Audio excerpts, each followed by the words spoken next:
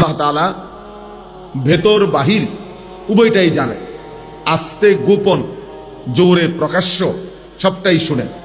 কাজে আল্লাহকে আড়াল করার, লুকোচুরি করার কোনো সুযোগ নাই। মানুষ হয়তো মনে বুঝলো না, মানুষ হয়তো চিনল না, মানুষ হয়তো ভাবছে খুব বুজুর্গ, কিন্তু আল্লাহ তাআলা তো ভেতরও জানেন বাহিরও জানেন। এই জন্য আল্লাহ তাআলা কোরআনুল কারীমের মধ্যে বলছেন, ও আসিররু কাওলাকুম আবিজহারু বি, তোমরা আস্তে বলো আর জোরে বলো, সব আল্লাহ তাআলা শুনতে পান। ইন্নাহু আলিম, তিনি সব জানেন। এমনকি বিদাতিস সুদূর, অন্তরের গভীরে যা আছে আল্লাহ তাআলা তাও জানেন। তাহলে এই জন্য আমি কিংবা আপনি কেউ কোনো আমল আল্লাহর জন্য করছি কিনা এটা লুকাইবার কোনো সুযোগ নাই। মানে দুনিয়ার কেউ হয়তো বুঝে নাই যে আমার দিলের মধ্যে আছে দুনিয়া, বাহ্যিক মানুষকে দেখাইলাম খুব আল্লাহর জন্য।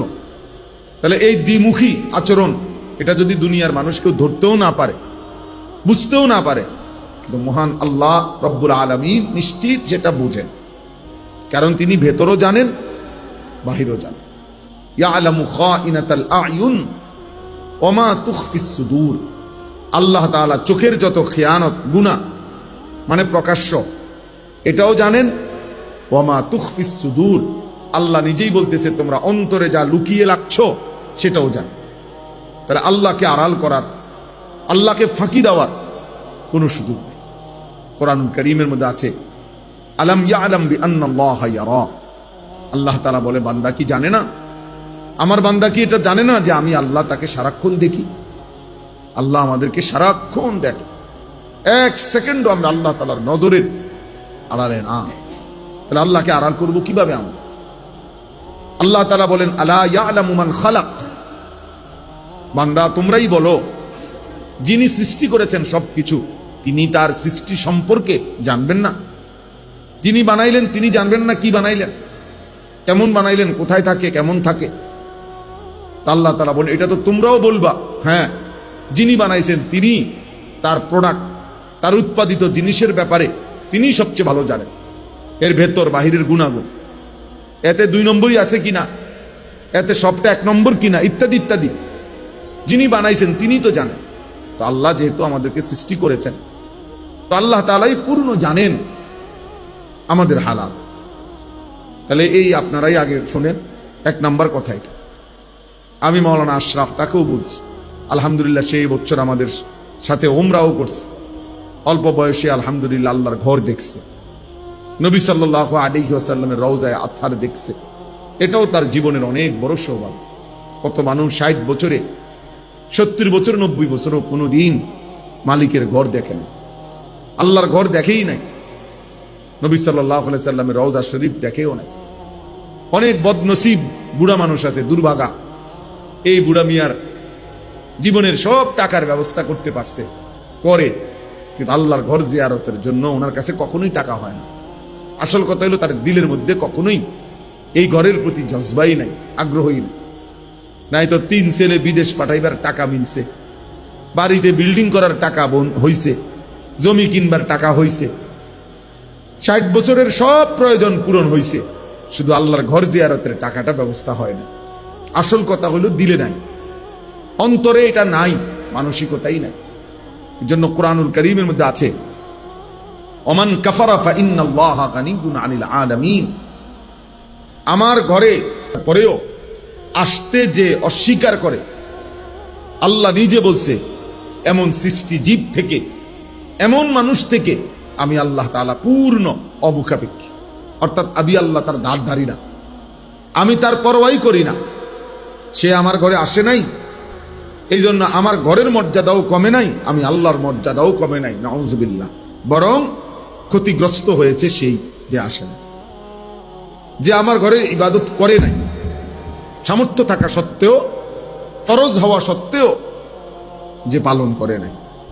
তো যাই হোক, আমাদের সব কিছুতে আমরা আলহামদুলিল্লাহ অনেকে আসি, মসজিদে দান করি, মাদ্রাসায় দান করি, ভালো কাজ, গরিব দুঃখী অসহায়কে দান করে থাকি।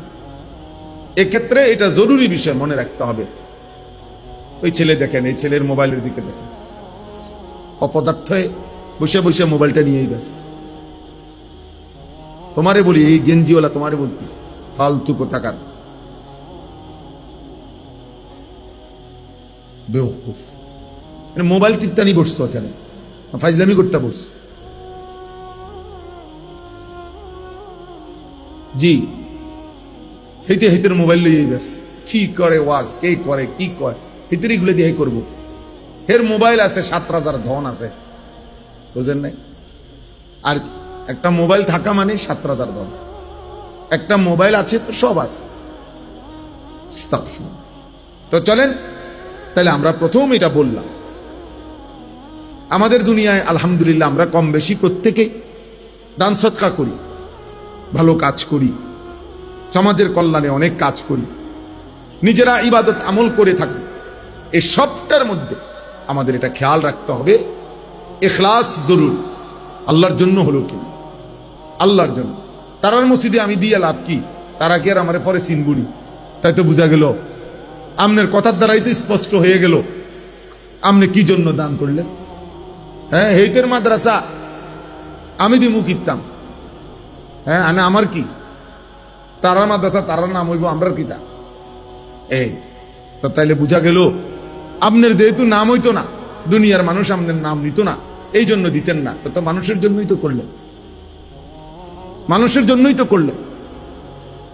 এই জন্য এটা জরুরি, এটা বুঝা আমাদের। কিন্তু সামান্য শব্দের ভুলে, বাক্যের ভুলে, কথার ভুলে আমাদের ইখলাস নষ্ট হয়, আল্লাহর জন্য আর বিষয়টা থাকে না। তাহলে টাকায় টাকা গেল, কষ্টে কষ্ট গেল, অথচ যদি আল্লাহ গ্রহণ না করে তো একেবারে বেশি লস ছাড়া আর কিছু না। এই জন্য কোরআনুল কারীমের তিলাওয়াত, 5 ওয়াক্ত নামাজ, দান সাদাকা, সমস্ত বন্দিগি আল্লাহর জন্য করা উচিত, আল্লাহর জন্য করা উচিত। হাদিসের মধ্যে আছে, নবী সাল্লাল্লাহু আলাইহি ওয়াসাল্লাম বলেন, মান আহাব্বা লিল্লাহ ওয়া আবগাদা লিল্লাহ ওয়া আ'তা লিল্লাহ ওয়া মানা'a লিল্লাহ। যে কাউকে ভালোবাসলো আল্লাহর জন্য, যে কারো বিরোধিতা করলো আল্লাহর জন্য। একজন নেককার লোককে আমি ভালোবাসলাম তো আল্লাহর জন্য, সে আল্লাহর ইবাদত করে। একজন চোর, ডাকাত, মদখোর, গাঁজাখোর, বাটপার, সিটার, তাকে আমি অপছন্দ করলাম আল্লাহর জন্য, যে সে আমার আল্লাহর নাফরমান, এই জন্য আমি তাকে পছন্দ করি। ও আ'তা লিল্লাহ, নবী সাল্লাল্লাহু আলাইহি ওয়াসাল্লাম বলেন, যে কাউকে দান করলো, কিছু দিল আল্লাহর জন্য। ওয়া মানা'a লিল্লাহ, নিষেধ করলো মানে দিল না। তুমি এটা গানের মধ্যে খরচ করবা, তুমি এটা নাচে গানে খরচ করবা, খেল তামাশায় খরচ করবা, গুনার কাজে, নারীর আড্ডায়, মদের আড্ডায়, জুয়ার আড্ডায় খরচ করবা, আমি দেব না। তো আল্লাহ নবী সাল্লাল্লাহু আলাইহি সাল্লাম বলেন, নিষেধ করলো, দান করলো না, এটাও আল্লাহর জন্য।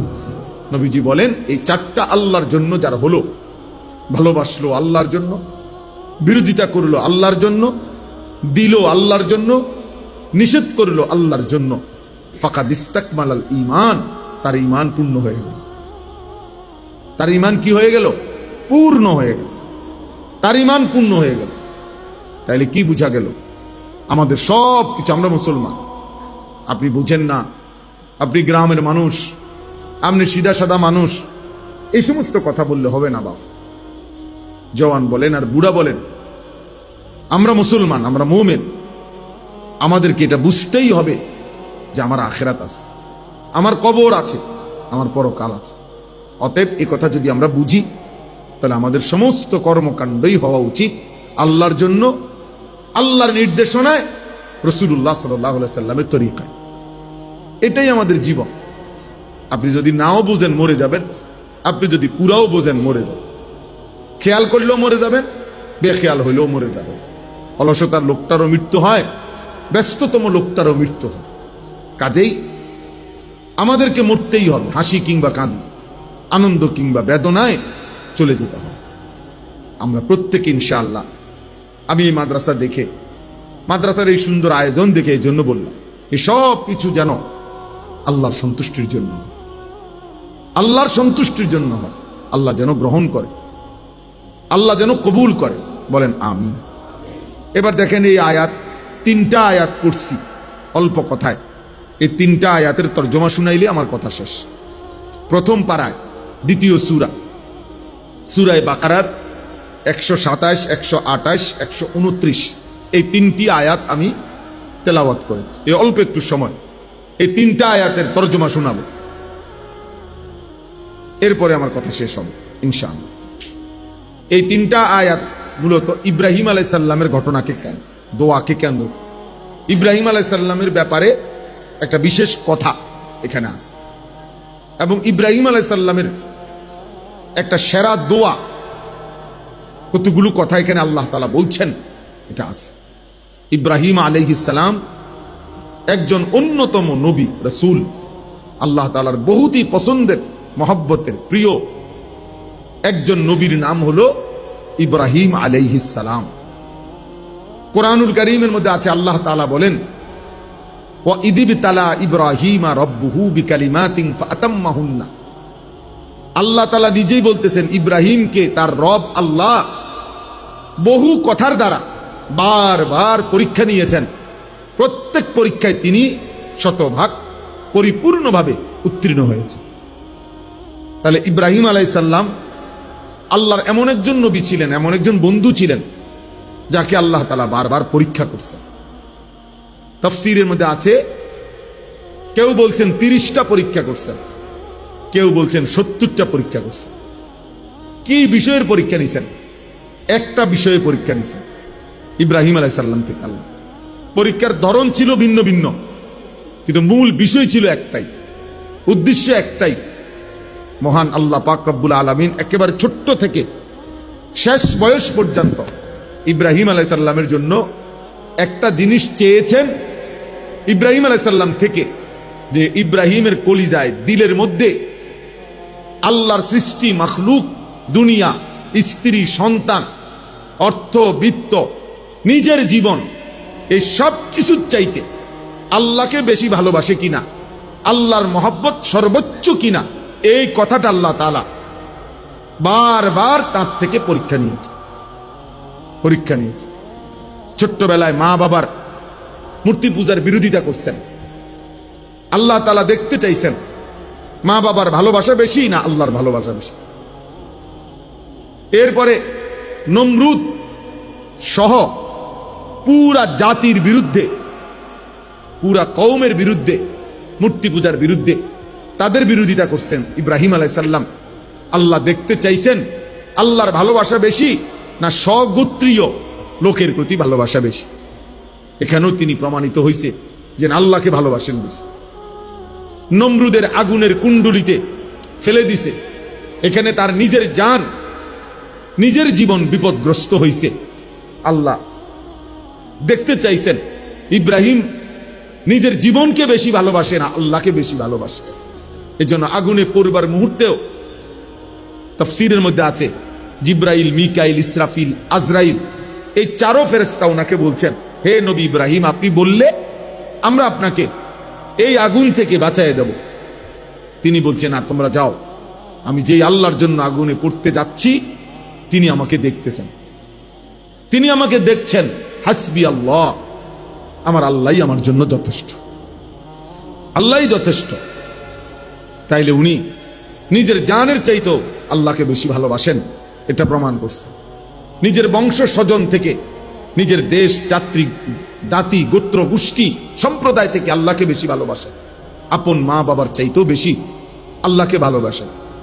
এরপরে আল্লাহ তাআলা উনাকে একটা 84 বছর বয়সে অনেক কান্নার পরে একটা মাসুম বাচ্চা, একটা সন্তান দান করছেন, ইসমাঈল আলাইহিস সালাম। এই ছেলেটাকে নিয়ে আল্লাহ তাআলা বারবার পরীক্ষা করছে। একবার বলছে ইসমাঈলকে কোলে নিবা না, আদর করবা না, চুমা দিবা না, উনি মেনে নিছে। আরেকবার বলছে তাকে দূরে চোখের আড়াল করে দূর দেশে রাইখা আসবা, উনি সেটাও মেনে নিছে। আরেকবার বলছে তাকে জবাই করে ফেলবা, তো উনি জবাই করতেও রেডি হয়েছে। উনি প্রমাণ করছে যে আল্লাহ ছোটবেলায় যেরকম মা বাবার ভালোবাসার চাইতেও আপনাকে বেশি ভালোবাসছি, আজকে আবারও প্রমাণ করলাম সন্তানের চাইতেও আপনাকে বেশি ভালোবাসি, মা বাবার চাইতেও আপনাকে বেশি ভালোবাসি, সন্তানের চাইতেও বেশি আপনাকে ভালোবাসি। এরপরে আল্লাহ তাআলা ওনার স্ত্রী হাজেরা, ইসমাইলের মা, উনাকেও চোখের আড়াল করে দিছে ইসমাইলের সাথে। বলছে স্ত্রী এবং ছেলেকে দূরে পাঠায় দাও, চোখের আড়াল করে দাও। ইব্রাহিম আলাইহিস সালাম, আমি সংক্ষেপে বললাম আর কি, এত রাজি হয়েছেন, এত দূরে পাঠাই দিয়ে আসছেন তাদেরকে, একেবারে ঘাস তরু লতা পানি বিহীন, জনমানবহীন একেবারে মরুভূমি, সেখানে একাকী রেখে আসছেন। আল্লাহকে প্রমাণ করে দেখাইছেন, আল্লাহ স্ত্রীকে নয় আপনাকে বেশি ভালোবাসে, ছেলেকে নয় আপনাকে বেশি ভালোবাসে, মা বাপকে নয় আপনাকে বেশি ভালোবাসে, আত্মীয় স্বজন বংশধরকে নয় আপনাকে বেশি ভালোবাসি, আমার নিজের জীবন নয় আপনাকে বেশি ভালোবাসি। তাহলে কাকে বেশি ভালোবাসেন? আল্লাহকে। আল্লাহকে। এই কথাইটা আল্লাহ তাআলা স্ত্রীর মাধ্যমে, ছেলের মাধ্যমে, ওনার নিজের জীবনের মাধ্যমে, মা বাবার মাধ্যমে, বংশধর আত্মীয় স্বজনের মাধ্যমে সব আঙ্গিকে আল্লাহ ওনার থেকে পরীক্ষা নিছে। উনি সবভাবেই উনি টিকছে, উনি জিতছে, উনি উত্তীর্ণ হয়েছে। উনি বারবারই আল্লাহকে প্রমাণ করছে, আমি আপনাকেই ভালোবাসি, আপনাকেই বেশি ভালোবাসি। এই জন্য বাপ, একজন মুমিনের, মুসলমানের সবচেয়ে বেশি ভালোবাসা আল্লাহর জন্য। কোরআন আল্লাহকে বলছে, কোরআনে আল্লাহ বলছেন, ওয়াল্লাযীনা আমানু আশাদ্দু হুব্বাল লিল্লাহ। যারা মুমিন, যারা ঈমানদার, আল্লাহ নিজে বলতেছেন তাদের সবচেয়ে বেশি ভালোবাসা লিল্লাহ, আল্লাহর জন্য, আল্লাহর জন্য, আল্লাহর জন্য। আমরা এই অল্প কয়জন মুসলমান যে দূরে বোঝেন, বাকি এটা বুঝছেন আমরা, আহা স্ত্রীর মনে কষ্ট যাইব, এজন্য আল্লাহকে নারাজ করলেন, স্ত্রীকে বেপর্দা ছেড়ে দিলেন। ছেলের মনে কষ্ট যাবে, এজন্য আল্লাহকে ছেড়ে দিলেন, ছেলেটারে বেনামাজি চলতে দিলেন, বেনামাজি চলতে দিলেন। বাবা আমার মনে কষ্ট যাইব, এই জন্য আল্লাহকে নারাজ করলেন। বাবা আমার অন্যায়, বাবা আমার হারাম গুনাহ, ওই মায় কইছে তোর বউয়ে ছোট ভাইগুলোকে দেখা না করলে আজ এতদিন ধরে এক লগে খাইছো পড়ছ, হ্যাঁ ঝামেলা হইব, মায় কইছে। এই জন্য নিজের বউ এখন দেবরও দেখা দেয়, ভাসুরও দেখা দেয়, নাহলে মায়ের রাগ করবে। তার মানে মা খুশি থাক, আল্লাহ নারাজ হোক, বাবা খুশি থাক, আল্লাহ নারাজ হোক, ভাই বোন খুশি থাকুক, স্ত্রী ছেলে মেয়ে খুশি থাকুক, আল্লাহ নারাজ হোক। এই জন্য বারবার আমরা নারাজ করি আল্লাহকে, বারবার আমরা খুশি করতে চাই এমন আপনজনদেরকে। অথচ ইব্রাহিম আলাইহিস সালাম বারবার প্রমাণ করছে, আল্লাহ আমি বারবার পরিবার পরিজন, আত্মীয় স্বজন, মা বাপ, স্ত্রী সন্তান, তাদের বিরুদ্ধে, তাদের মোকাবেলায় প্রমাণ করতে চাই যে আমি সবার বিপরীতে আপনাকে বেশি ভালোবাসি, আপনাকে বেশি বেশি ভালোবাসি। এই কথাটা আল্লাহ তাআলা ইব্রাহিম আলাইহিস সালাম থেকে আল্লাহর মহব্বতের পরীক্ষা নিছেন, ভালোবাসার পরীক্ষা নিছেন। আচ্ছা, তো এই পরীক্ষা নিয়ে যখন প্রত্যেক পরীক্ষায় তিনি উত্তীর্ণ হয়েছেন, তো আল্লাহ তাআলা তখন উনাকে খুশি হয়ে আল্লাহ একটা শ্রেষ্ঠতম দায়িত্ব দিছেন। এই দায়িত্বটা হলো, আল্লাহ যখন তার বান্দার উপরে খুশি হয়, তো আল্লাহ তাআলা তাকে একটা উত্তম দায়িত্ব দিছেন। সেটা হলো, ইব্রাহিম এবার আমি আল্লাহ সিদ্ধান্ত নিছি, সারা জীবন যেহেতু তুমি আমার ভালোবাসার প্রমাণ দিছো, এবার আমি আল্লাহ তোমার দ্বারাই আমার নিজের ঘর, আমি আল্লাহর ঘর তোমার হাত দিয়ে বানাবো, তোমার হাতে বানাবো। এই জন্য আল্লাহ তাআলা আদেশ করছেন, ওয়াইদ বাওয়ানা লিইব্রাহিমা মাকানাল বাইত। আল্লাহ বলেন, আমি নিজে ইব্রাহিমের জন্য আমার ঘর কাবার সীমানা নির্ধারণ করে দিলাম, ঠিক করে দিলাম, এত বাই এত, দৈর্ঘ্যে এত, প্রস্থে এত, উচ্চতায় এত, এই সব কিছু আমি আল্লাহ নির্ধারণ করে ঠিক করে দিলাম। ইব্রাহিমকে বললাম, আমি আল্লাহর নকশায়, ম্যাপের উপরে তুমি আমার ঘর পুনরায় নির্মাণ করো, পুনরায় নির্মাণ করো। ইব্রাহিম আলাইহিস সালাম তার প্রিয় সন্তান ইসমাইলকে সাথে নিয়ে এই ঘর পুনর্নির্মাণ করলেন। তাহলে দুইটা জিনিস, এক, আল্লাহ যখন তার কোনো বান্দার উপরে খুশি হয়, তো আল্লাহ তাআলা তাকে দ্বীনি উত্তম কোনো কাজ করার সুযোগ দেয়। এজন্য কারো হাতে মসজিদ গড়ে ওঠা, কারো হাতে মাদ্রাসা গড়ে ওঠা, কারো হাতে কোনো দ্বীনি কাজ গড়ে ওঠা, তো এটা প্রমাণ করে যে আল্লাহ তাআলা তার আমল, আল্লাহ তাআলা তার কোনো ভালো কাজ কবুল করছেন, এর পুরস্কার স্বরূপ আল্লাহ তাআলা তাকে দিয়ে তার দ্বীনের কোনো কাজ করাচ্ছেন। এরপরে এই আয়াতের মধ্যে আল্লাহ তাআলা এই কথাটা বলছেন, ওয়াইদ ইয়ারফাউ ইব্রাহিমুল কাওয়াইদা মিনাল বাইতি ওয়া ইসমাঈল। হে নবী সাল্লাল্লাহু আলাইহি ওয়াসাল্লাম, স্মরণ করেন আপনি সেই কথা যখন আল্লাহ ইব্রাহিমের মাধ্যমে তার ঘর পুনর্নির্মাণ করালেন এবং তার ছেলে ইসমাঈল সহ।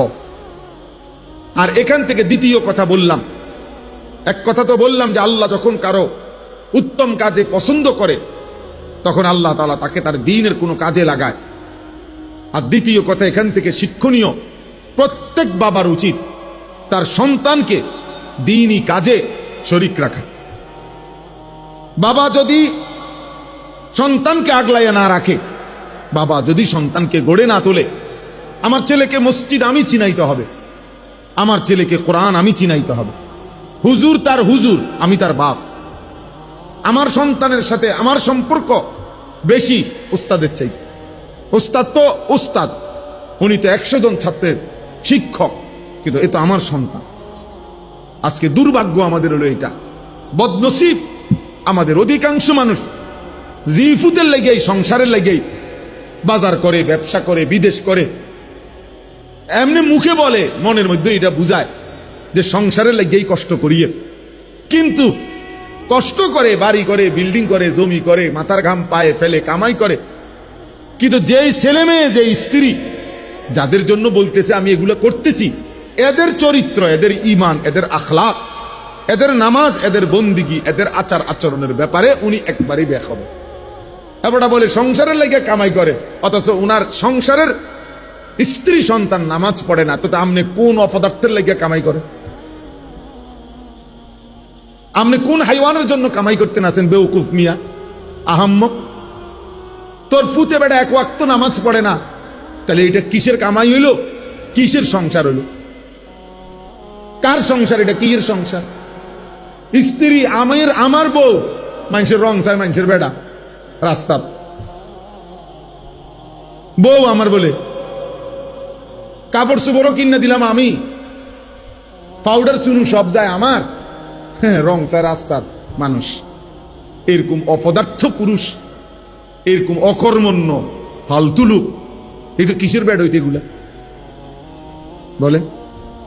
তাইলে এটা তো বোঝা উচিত, এটা তো বোঝা উচিত। আমরা যদি এটা বুঝি যে আমরা আমাদের সংসারের জন্য কষ্ট করতেছি, এত কামাই, এত রোজগারি, এত লাভ যাবে, এই যে মানুষের বাজার, ব্যবসা, আয়, উপার্জন, দেশ বিদেশ, আহা এত কিছু করতেছে, তো এত কিছু যে মানুষটার লাগে করতেছো বেটা, যে সংসারের বউ বাচ্চার লাগিয়া, তো এদের চরিত্র কই? এদের ঈমান কই? এদের আখলাক কই? এদের আল্লাহ কই? এদের রাসূল কই? এদের নামাজ কই? এদের সেজদা কই? তো এটা কি ধরনের কথা আমি বুঝলাম না, আমি বুঝি না। এটা এর চাইতে বড় আফসোসের কথা কি হইতে পারে? কি হইতে? আমি রোজগার করি যে সন্তানের জন্য, আমার চোখের সামনে সে 1 ওয়াক্ত নামাজও পড়ে না, তো আমি কি রোজগার করলাম? কার লেগে করলাম? কার জন্য করলাম? কেন করলাম? তাই আমার স্ত্রী পর্দা করে না, আমার স্ত্রী নামাজ পড়ে না, তো আমি কার জন্য রোজগার করি? আমার ছেলের চুল, চেহারা, লেবাস, পোশাক দেখলে বুঝাই যায় যে বাপের সাথে তার কোনো সম্পর্কই নাই, না চেহারায়, না সুরতে, না কথাবার্তায়, না আচরণে। তো এটা আমনের বাপ হইল কেমনে? আরে আমনের ফুত হইল কেমনে? ইব্রাহিম তো এমন বাপ ছিলেন যিনি এত বড় আল্লাহর ঘর নির্মাণের কাজেও, ছোট্ট ছেলে, 12-13 বছর, 14 বছরের ছেলে মাত্র, কিন্তু আল্লাহর ঘর নির্মাণের এত বড় মহান কাজে উনি ওনার ছেলেকে সঙ্গী রাখছেন, বা ইসমাঈল ছেলেকে সাথে রাখছেন। বুঝাইছেন যে আমার সন্তানকে, আমার সন্তান ওই কাজই করবে, আমি বাপ যা করব, আমি করব আল্লাহর ঘর নির্মাণ, তা আমার সন্তান বুঝিব এভাবে মোবাইল টিপব, আমার সন্তানও তাই করবে। এটা না বাপ পুতের কথা, সম্পর্ক। দেখেন ইব্রাহিম আলাইহিস সালাম যখন ওই ইসমাঈলকে কুরবানি করতে গেছে, তখন ইব্রাহিম আলাইহিসসালাম ওনার ছেলেকে বলছে, বাবা আমি স্বপ্নে দেখছি তোমাকে জবাই করতেছি, এখন আমি সেটা চাচ্ছি করতে, তুমি কি মনে করো? সন্তান সাথে সাথে বলল, ইয়া আবাতি ফাআল মা তুমার, হে আমার বাবা, আপনাকে আল্লাহ যে আদেশ করেছেন আপনি এক্ষুনি তা পালন করুন। তাহলে বাবা সন্তানকে বলতে দেরি করে নাই, সন্তানও বাবার কথা বুঝতে দেরি করে নাই।